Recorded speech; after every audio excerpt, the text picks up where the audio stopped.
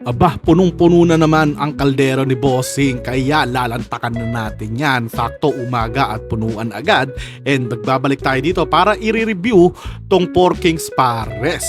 And this time meron na silang Overload Pares. Yung lugar nila matatagpuan lang lagpas sa Bungabon Public Market.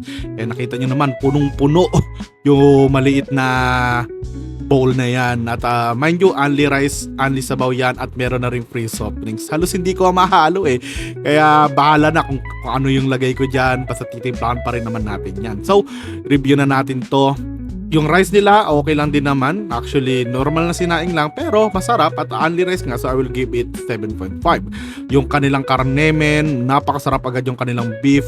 Kahit di masyado timplahan, may lasa yung karne. Tapos yung halo nila dito is yung mga sahog nila. Lechon kawali, chicharon inantala, tapos yung beef nga.